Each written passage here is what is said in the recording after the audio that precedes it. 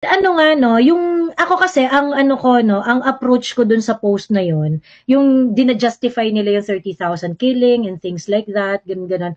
This is a court, okay?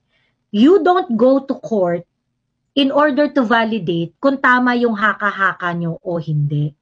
May haka-haka kayo eh. Ang haka-haka nyo is that 30,000 ang namatay under the instruction of PRRD in one way or another. Okay? Yun yung sinasabi ninyo. There are 30,000 deaths. Okay? The problem is you cannot show the body.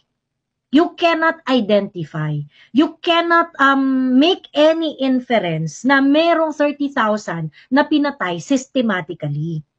And so, at the onset, there is really nothing to extend here. You allege 43 deaths.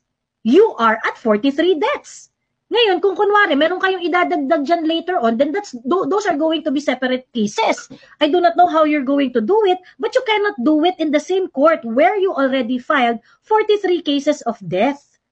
Hindi, Diba? sandali lang Hindi ka pwedeng magdagdag. Extraordinary claims require extraordinary evidence. Bakit ba mag-a-adjust lahat para sa inyo?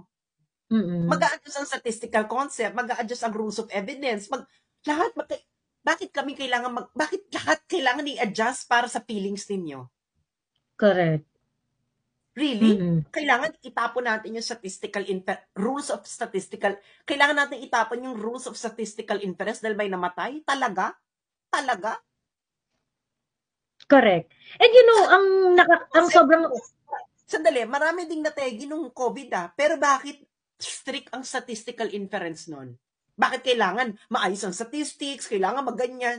Tapos ito dahil nabubuko na kayo, biglang kailangan, ay, hindi na natin kailangan ng statistical inference kasi may namatay. Haloy! True.